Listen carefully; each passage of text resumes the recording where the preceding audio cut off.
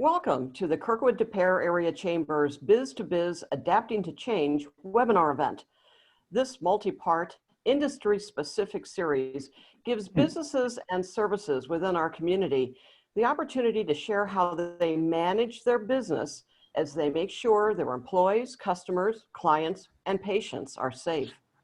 I'm Joan Pace of alwaysaboomer.com and presenting sponsor of Biz-2-Biz Adapting to Change. I write clear, concise, responsive copy for your marketing, website, blog, and fundraising needs. And I'll serve as the moderator of today's conversation. As our webinars are interactive, we'll do our best to pass on your question, which you may submit via the chat option following our initial discussion. A link to today's conversation and each within this webinar series can be found on the Chamber's website, kirkwooddepere.com. Today's webinar, which will focus on health services, is sponsored by the Autism Clinic at Hope. I introduce you to Micah Valerio of the Autism Clinic at Hope. Micah, good morning. Good morning. Thank you, Joan. So yes, my name is Micah Valerio. I am the clinical site lead for the Autism Clinic at Hope. I'd really like to thank the Chamber for planning these events and giving me the opportunity to share about our clinic. So the Autism Clinic at Hope was started by Hope, which is a nonprofit headquartered in Springfield, Illinois. Hope began as a school for children with developmental disabilities in 1957 and has grown into a multi-state nonprofit organization with several programs that offer therapeutic services to individuals with developmental disabilities and their families. For those of you who are not familiar with our clinic, we are committed to giving children with autism spectrum disorder professional care and attention so they can live happy, meaningful lives alongside their peers. Our applied behavior analysis, or ABA, therapy intervention services hit the core of helping children with autism by following one simple rule, and that's every child is unique. And we can help them to best reflect those social needs. At the clinic, we plan our preschool ABA program around activities and play that encourage children to interact. For our older children, the Autism Clinic offers the opportunity to practice attending and participating in age-appropriate lessons while learning from others through organized play and conversation activities. We also know that the best caregivers are families, and we offer the training, advice, and support that parents and other family members need to best support their child. At our clinics, we provide ABA, which is a therapy and intervention service. ABA is the only evidence-based method for treating autism spectrum disorder. We also provide social skills groups where children can practice life skills, such as maintaining conversations and respecting personal space, among others. We also offer speech and language therapy as a co-treatment model and diagnostics and screenings. Our clinic has seen a tremendous amount of growth since we opened in Springfield, Illinois in 2003. We now have clinics in Springfield, Edwardsville, and O'Fallon, Illinois, as well as our clinic here in Kirkwood, and are opening a new clinic in Gallatin, Tennessee this month. For more information on our services, you can visit our website, which is www.theautismclinic.org, and you can apply for services through our links on our website. You can also reach out to us via Facebook. Our Facebook page is just the Autism Clinic at Hope, and send us a direct message there. And that is all I have today. So I will turn it back over to Joan unless anyone has any questions. Well, thanks, Micah. And thanks also for sponsoring today's webinar. You know, it goes without saying that COVID-19 has transformed our lives, especially so, though, with health services.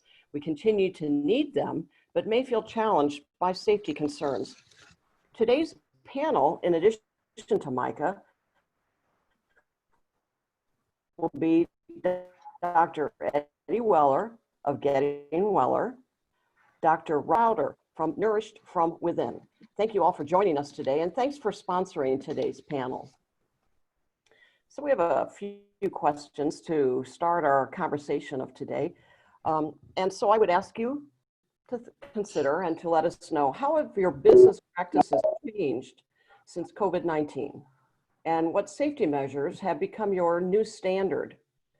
Micah, could we start with you, please? Will include Micah, of course, from the Autism Clinic at Hope, Dr. Eddie Weller of Getting Weller, Dr. Rob Tomure of Kirkwood Station Dental, and Christa Stauder of Nourished from Within. Thank you for joining us, and thanks for sponsoring today's panel.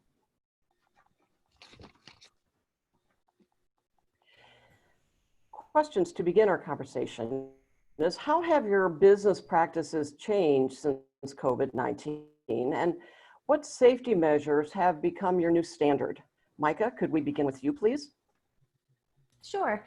We begin all of our therapy sessions now with a risk assessment. Children are dropped off outside of the building and our technicians meet them there to do a risk assessment and take their temperatures. We've also done a lot more telehealth services to assist families in their home, especially if they're not comfortable coming into our clinic at this time. And we're also utilizing additional satellite spaces to be able to maintain better social distancing throughout, and giving our workers proper PPE, adding some additional, we already cleaned a lot throughout the day and disinfected, but adding additional safety measures there as well. Have you heard from your clients or from family members and with regard to their responses to what you're doing or what you're able to tell them? Sure. So our families, we are really lucky. A lot of all of our families decided to return to services because they felt confident in our abilities to maintain a safe environment. So we've been able to have all of our children return in some capacity, whether it's at maybe reduced hours, just to maintain proper distancing as well. So we've been really, really thankful for that. Yeah, thanks, Micah. Dr. Weller, how have your business practices changed, and what safety measures have become your new standard at Weller, at Getting Weller? Well, thank you for having me. Well, it's been interesting, to say the least, especially the fact that our office flooded, and we have been underwater and under construction and been down and out for about 3 weeks now. It's been quite interesting. One of the things that we really focus on is why is the body doing what it's doing? And what I mean by that is our immune system. What's it doing? What's in control of that? And it's your nerve system. So if you've ever been to our office, we're particularly clean anyway. It's the particularness of the type of care that we offer. But moreover, when we see people come into the office, a lot of them look around and just go, oh, it's nice to be in an environment where I can just relax and not have to worry about other people. It's that kind of loving and serving environment. So I think if we have to change anything, I think it's changing back into not being afraid. And I think, when we talk about having fear and being afraid, that distancing, the social distancing, it's not social distancing. Look at us right now. We're being social at a distance.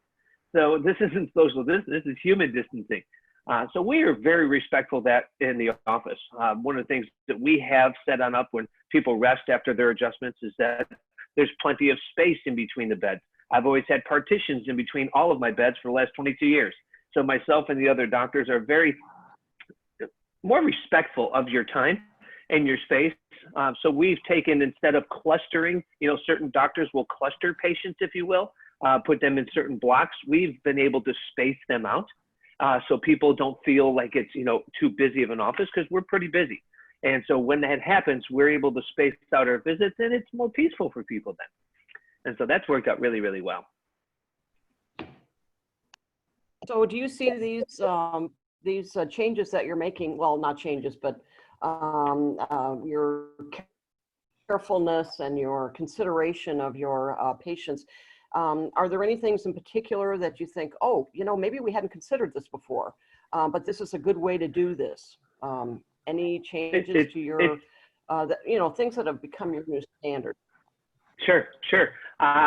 Believe it or not, when I get together with the team of doctors and the staff, when we sit and talk, how could we add something differently that we've already been doing?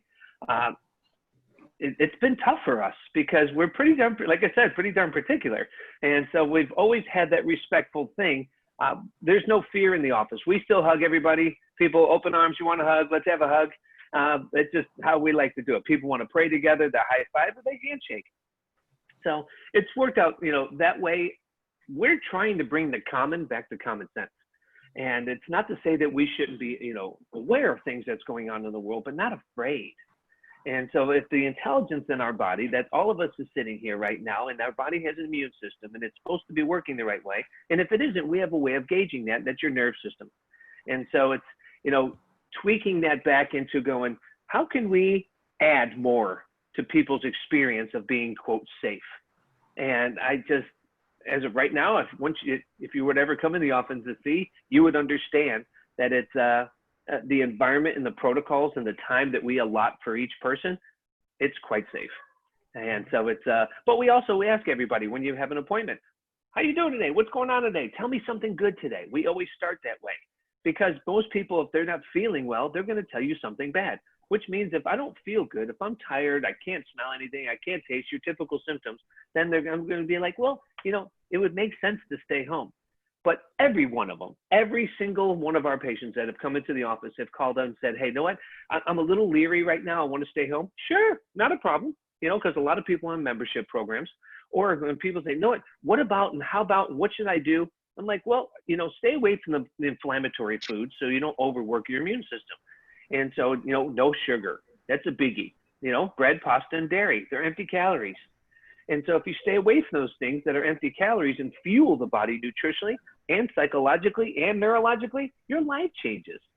And so it's a lot of fun. We've been seeing a bunch of people coming in from across the country, flying in to see us still and driving in.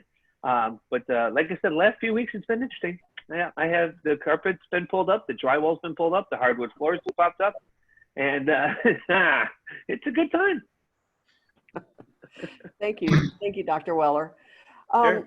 Turning to dental services, Dr. Tomir, how would you say that you have changed your business practices, and what safety measures have become your new standard? For dentistry, it's an odd change. It's similar to restaurants are doing now. As far as waiting room precautions, we do screen our patients when they come in, temperature checks, questionnaires, make sure everything's safe, like most businesses are doing. The after patients do check in with us from their cars, text, make sure they're here. We bring them in one at a time. We do have a large waiting room so we can space the chairs out for everybody's safety. That's probably our biggest concern. As far as dental care, it's not changed that much from dentistry. We've had masks and gloves, eye protection in place since the early 80s. We got a wake-up call in the 80s with the HIV virus and AIDS epidemic. That was real preparation for us, for the whole profession, to engage in better safety practices to ensure there's nothing.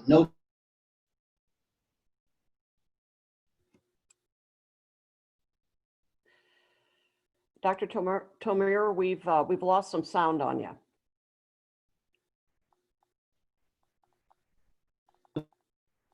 Yeah, it was breaking up on my end. Dr. Rob,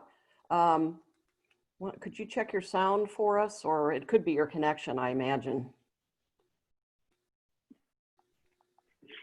He's frozen, Joan. I'm going to give him a call. Okay, so we're going to check with him. We're going to move on to now Christa Stauder of Nourished from Within. Christa, how have your business practices changed these days, if they have, and I'm sure they have? And also, have you had safety measures that you put into place that now are what you see yourself doing into the future? Christa? Good morning, everyone. Thank you. Yes, I was a community health educator for St. Louis Children's Hospital, and that department has completely closed due to the pandemic. And it kind of pushed me into starting my own health education from my home and doing some health coaching on the side. And yes, it's all via internet and Zoom now. I'm not doing in-person health coaching. It has worked out well. It kind of pushed me into something that I've been wanting to do for a long time, and that is really coaching people to live their best life and help them with their all over health, not just what they're nourishing themselves with their food, but their primary food, their relationships, their mental health, their jobs, their, financials, whatever, it all is a piece of the puzzle, what we call the circle of life in integrated health and nutrition. So with that, I'm doing a lot of virtual. I'm actually seeing some families because of the family unit with the school going home-based. A lot of families are struggling with the new normal of kids being home, you know, on their computers with school, and we are working from home. So the mental health and just the encouragement that some of these kids need and families need right now, I think is a huge need. So you were saying then that your one change that you've made, are you looking at expanding or having your, say, Zoom conversations?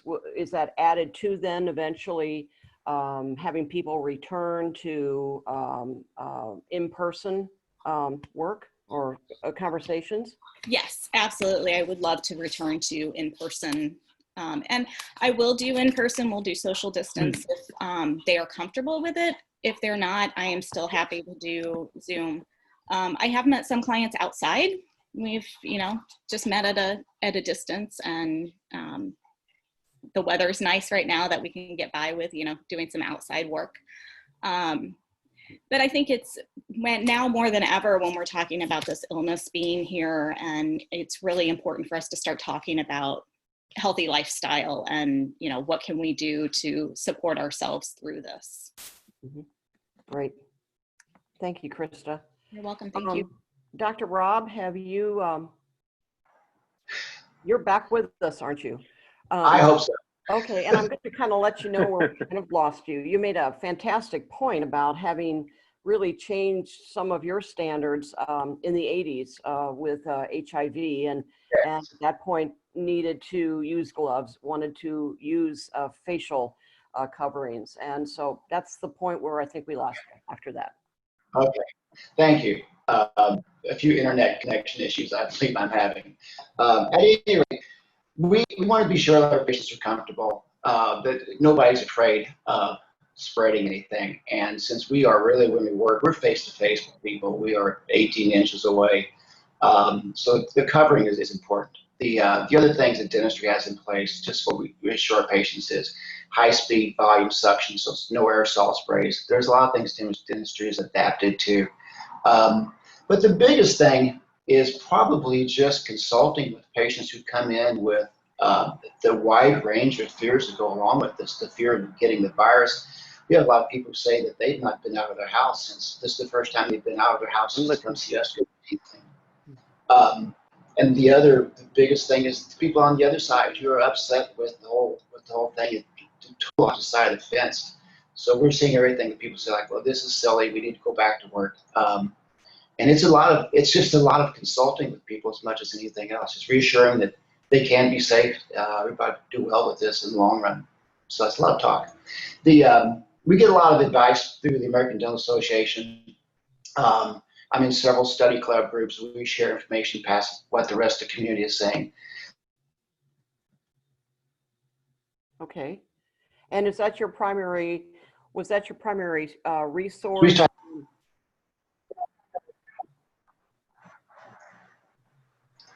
Okay.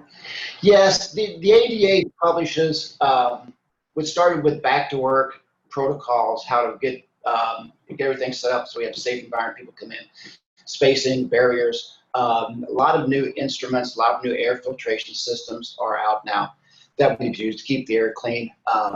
We have a large office, large waiting room, so we can space out with people. Several operatories for our patients to be comfortable in. There's the guidelines. We have several people in study clubs I'm part with who are professors at A.T. Stills University here in St. Louis. They're in close contact with the CDC, a lot of reports through them. So there's a lot of information out that we take from this to be sure we're prepared for everybody. But the main thing is keep our patients safe. And if I could ask you, were there other businesses, whether in the dental business or otherwise, that referred to you, that went to you and asked for your advice on something, some process during this? We've had a lot of people contact us about masks, really, which ones are safe, which ones are effective. Are face shields along with masks appropriate? Is it necessary? We have conversations in that regard. The also too is that there are several dentists. There were a lot of dentists that when the shutdown occurred, a lot of dentists, kind of like restaurants, just closed the business, said we're done. So during the quarantine process, we were allowed to stay home to see emergency patients only. We started with that 1 day a week, and then we added, and we were filled with toothaches and all kinds of things. And then we started seeing emergency patients from other practices in the community in Kirkwood, from dentists who had closed up totally. So it's a game changer for the profession. Not as people would be in it. That's why at the end of this is what they were beginning. So that's a concern too. Mm-hmm. Well, thank you so much for that information. Micah, where have you found advice along the way? And were there opportunities for you to be a resource for others?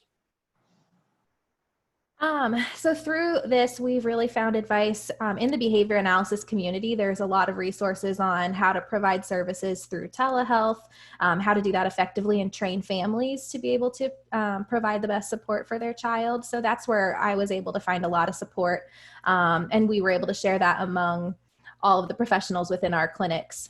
So that's been our main basis of support and how we've been able to share with one another. Mm-hmm.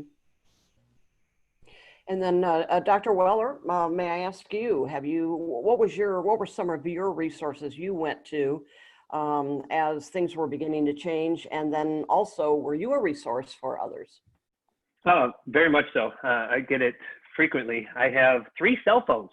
And so there's different people that contact me and asking all these questions. The big one is it wasn't necessarily the elderly. I got asked a lot about kids. So when they say, what would I do with my children? What do I do? Because now what's happening is a lot of kids are staying home and, doing these pods and creating these homeschooling environments. And the parents are asking, like, how do I make sure my kid's healthier in that environment or the school environment? This is why schools are worried about bringing kids. So we have 9 weeks now that the kids are going to kind of, like my kids, they're in Kirkwood School District, and so now they're in a public school district, and so now they're having to stay home, and we're creating these pods. And so the parents are asking, what do we do with this? How do I know your kid's safe about this? Or what about that? So I think, again, going back to that common sense thing, the big thing is just, I tell everybody, stay away from the inflammatory processes of food. And so when we eat certain things, we stress the system. But the biggest stressor we have are these conversations, believe it or not. People have these worry, what about, and I'm not sure, and uncertainty. Your body reacts to that because your body doesn't care with what you think. It just reacts to how you think. And so when people come on in and ask, should you wear a mask? What kind of mask? What mask is good for you? What about the goggle thing? What about, it's nonstop. And we're getting our news from Facebook. And so we have to really be careful on who we're listening to and where we're getting our information from. And then just sit back for yourself as a human here and go, does that make sense to me? Does that resonate with you? And if it does, then do it. And if it doesn't, then don't feel compelled to, do what everybody else is doing. And that's one of the things that I teach. If what we do with my children, if your children want to hang out with my children, this is what we do. And if that works for you, great. And if not, that's okay too. I think the finger pointing thing is getting us in trouble. So that's pretty much what I tell everybody. Stop pointing fingers at others and what you think they're doing and not doing. Hence, you see the government's really wanting all of us to police each other about masks. Like, stop. If you want to do it, great. And if you don't want to do it, great. It's like coming to my house and I'm making certain food. Then maybe you just don't want to eat my food. That's okay. But I think we forget just the commonality of what we have as humans, that God didn't make a mistake and we have a body that's made to heal itself. And so it's that's what I focus on. I focus on hope. Thank you, Dr. Weller. Lastly, Christa, have you found, what were your resources, if I may ask, of needing advice at some point? And then were you a resource for others as well? Absolutely. My resource was where I did my training for my health coaching. They have some wonderful articles and a blog on their website, the Institute for Integrative Nutrition. So I really got a lot of information from them, and that helped me give some good information to my clients. And yeah, I've had a lot of people reach out. I started a blog to start and write about it and give some information to everyone and get it out there.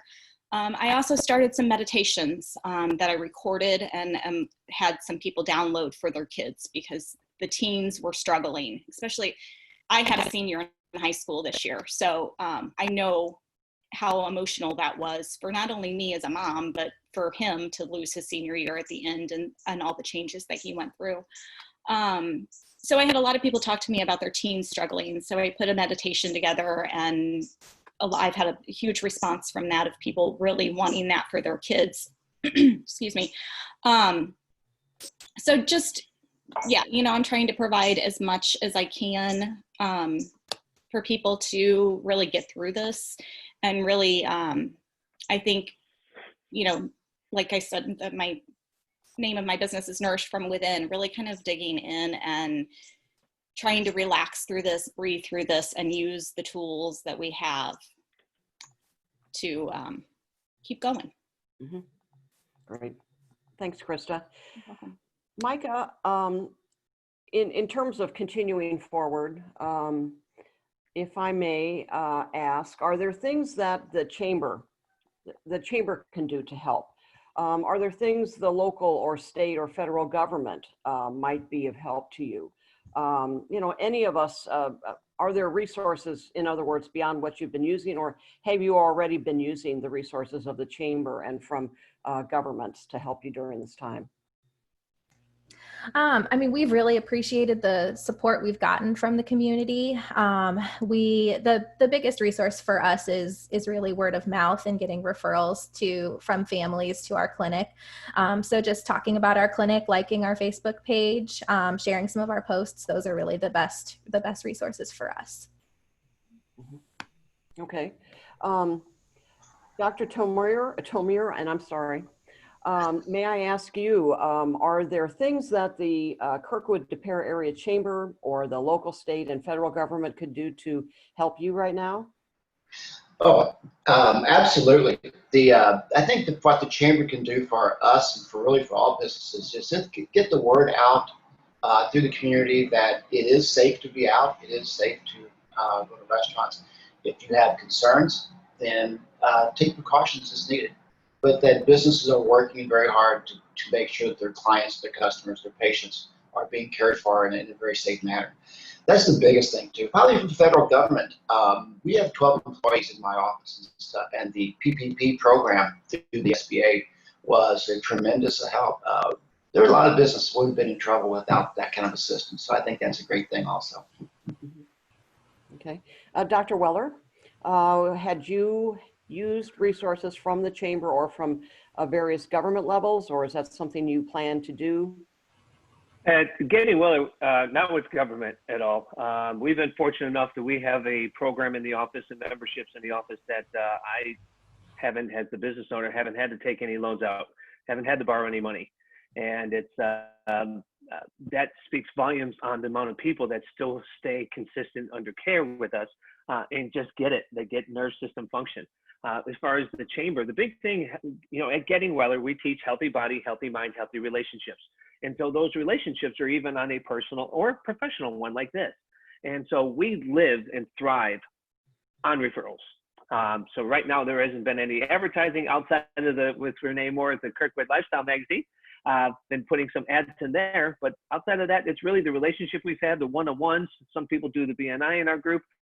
We've had different meetings from the St. Charles and South County groups, but everybody kind of gets together and just says, hey, did you hear? Did you know? What about this?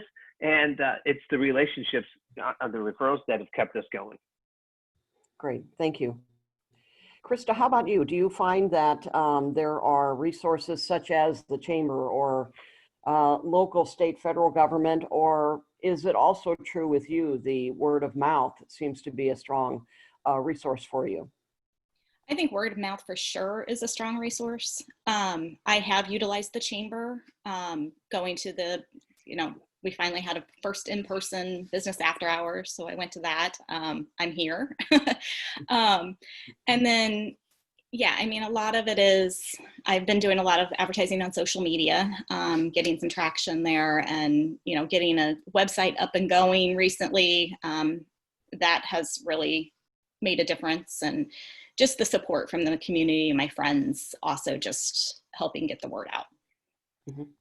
Great, great. Next, I'd like to ask all of you about any new approaches that you may be taking to customer or client-to-be contact now that things are somewhat different. So, Micah, may I start with you, please? Are there new approaches you're using? Sure. So prior to this, we had never really utilized telehealth to meet with families or even start to provide some direct therapy services. So that's been a huge change for us moving forward. And we've really been able to just beef up our parent training initiatives. And we know that, you know, parents are the best support for their kids, and they're home a lot more now. So they're able to take a more active role in therapy as well. So that's been the biggest approach that we've changed. Dr. Weller, may I ask you, are there new approaches that you have been taking toward customer or client contact? Not so much. I tried to think. Actually, no, I take that back. One of them is it's been a lot of fun. Is I do group calls with certain groups and friends. I do with the phone on FaceTime. So that's been really, really good. People ask, "What about this?" and "How about that?" and "Can you help me with this?" And usually people call or they come to the office for you know, either a consult in person. But we've been doing like mini webinars and talks. I do them about twice a week with people. And so they get groups of like migraine groups and fibromyalgia groups and, you know, irritable bowel groups. And so I'll contact them. Hey, would you like a speaker? And so that's been really cool to kind of be innovative that way, of just instead of bombarding them with an email, I'll just say, hey, I'm here to offer any bit of help with what's going on with your group. If you're looking for a speaker, I'd love to be here. And then we do something like this. So it's been, it's kind of, I've always spoke a bunch anyway, but now doing it on a, I guess, a virtual level has been a unique experience for myself, because I'm a one-on-one kind of guy, or at least in a group setting. But no, that's how it's been. The only thing that we've really changed is that really targeting and going after groups and offering them a little bit of hope via the camera. Great, great. Thank you. Dr. Tomir, have you had any changes to approaching clients or customers these days? Probably the biggest thing is that we are reaching out directly to our patient base, kind of on a one-on-one, just as a matter of like, how you're doing, how you're feeling, is it okay, is there anything we can do for you health-wise? We do it through text, through phone calls. It's just mainly a one-on-one contact we try to do with our existing patient base. The other thing probably now is we do some internet marketing. We've probably increased that presence a little bit more. Just because more people are on the computers through the day now than what they have been in the past. So those are about the only two changes. Other than that, it's pretty much business as status as it normally is, really. Thank you. Thank you. Christa, have you had any new ways that you're getting a hold of customers or contacting clients for any information you feel that they need to be aware of? You know, I think the biggest change for me has been, I'm a yoga instructor as well, not being able to do live classes, and also my prenatal education. I provide education for pregnancy and after birth. And those are very important to me to do in person. So that has been a huge adjustment of how to make sure I'm keeping my mom safe and giving them information of positions and different things for labor and for birth. Via the internet, and finding those platforms and kind of working through the technology to find a appropriate platform to do that. Mm-hmm. So do you call people that participate in your classes, or they contact you, or how do you do that? And a little bit of both. I've had a lot of them reach out to me, and we've kind of adjusted to a Zoom call or finding, you know, FaceTime, whatever works for them to try and, you know, work together through this. Mm-hmm. Mm-hmm. Great, thank you. Yeah. My final question at this point in our conversation would be, has there been a silver lining for your business as we've all faced COVID-19? And I would start with you, Micah. What would you, if there is a silver lining for you right now, what would that be? I think just having more parent involvement. Parents are home with their kids more and they're not having to go into work nearly as frequently. So they're able just to be more involved and active with their child and learning how to support them the best at their home and in the natural environment. So that's been a really big silver lining. That's great. Dr. Weller, if maybe we took away the past 3 weeks, has there been a silver lining to you because of the COVID-19 situation right now? Yeah, the big thing, you see outside and there's many people walking back and forth in my house right now. And it's prior to that, I didn't see that much. And there were a bunch of people that were frustrated and aggravated about this crazy thing. And then they finally just said, no, what, the family union is coming back together. One of the things that we see as doctors, unfortunately, is we get into this mindset as humans of going, hey, I'm fine, but you have the problem. Why don't you go? And one of the things we've been seeing now that the parents are home with the kids is that more families are coming in together as a union. And so when families come in and have their spines checked together, making sure neurologically that they're sound, they're doing that as a unit is kind of going back to the simplicity of life. Whatever happened to we're such human doings, let's go back to being human beings again. And so that human being thing is just coming together and saying, no, all we have is each other. And if we don't come together as humans and say, hey, I'm here for you, instead of dodging one another at a grocery store line, or going to the grocery store and it looks like a bank teller. Like we have to just stop this thinking of saying, no, I'm as human as you are and I'm as real as you are. And it's, let's just do this and let's just create hope for one another. So I think that's the biggest thing. That's one of the things that we teach at the office is that we've got hope. Like God didn't make an oops. And if we've got hope, let's knock it off and let's be humans again. Thanks, Dr. Weller. Sure. Dr. Tomir, how would you say, if you have a silver lining that has evolved since the present situation, what has that been? I think it's twofold. As Dr. Weller said, I spent a lot more time talking with my neighbors as walking down the street, people who you rarely see. And the other thing is just probably in the office, it just gives a common conversation.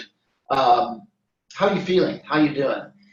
People they sit in the chair and they air all their concerns. And it's nice to be able to have some advice and some help for these people too, and just kind of reassure them, yeah, it'll be okay. Your kids can go back to school one of these days. Life hopefully get back to normal. We don't know when, but it's fun for me just to hear everybody else's side. It kind of gives me a deeper insight to what all these people are about. I've been seeing for years, like where are their fears, where are their joys in life and stuff. So it's more time to share, really. Yeah. Thank you. Sharing and listening is always a good thing. Yeah. Christa, do you have a silver lining at this point? Absolutely. I think that I agree with everyone else when they say it's made us slow down as a family and really, enjoy each other a little more and, sit down at the table more nights a week. We used to do that anyway, but, it became every night we were sitting together, having a meal together and sharing. And so that has been great. But I think for me in my business, it really pushed me to take the leap to do something follow a dream that I've had for a long time. And that is starting this business and going out privately and working with people and kids. And so, I think that has been a huge silver lining for me. Great. Thanks, Christa. We did have a question that came up a little earlier, and that is about how can we build our immune systems so that we can be healthier right now. We've kind of heard about this conversation beginning on a national level. What are your thoughts? If you could help us think through that, please. Anyone who has some thoughts on that of our panel? Dr. Weller, you've kind of referred to, I think, how to maybe eating differently or exercising. Okay. Sure. And the big thing too is how much sleep are we getting? If we stay off the social media and really limit your news production, how much sleep? Sleep is a biggie. I think about, every 6 weeks you have a new liver, and every 4 months you have new blood. In 90 days you have a new heart, and 35 days new skin. I mean, it's amazing. And the body's made to take care of itself. So if that's the case, then why isn't it? And so what I mean by that is if you're taking medicine or if you're dealing with certain conditions or flus or viruses or whatever that's out there, what are you doing to fuel the body? Now think about it. You have to fuel the mind and fuel the body. So when you fuel the body, nutritionally, people always ask, what's good for this? What's good for that? I can't give you a recommendation until I have blood work on you. You know, that's one of the things that we do at Getting Wellers to establish that. However, if you really want to jumpstart it, get your heart racing a little bit. Like get outside, get some vitamin D and get a little winded, right? That's a good thing. Oxygenate the body because everybody's wearing these masks and they're limiting the amount of oxygen in their system. When you limit that oxygen, you're not getting rid of that toxicity when you exhale. And what happens, I can go scientific on it, but I won't. But what happens is our blood, we become acidic. And when our body becomes acidic, that's a playground for sickness. And so liposomal vitamin C is a biggie. And so D3 and zinc.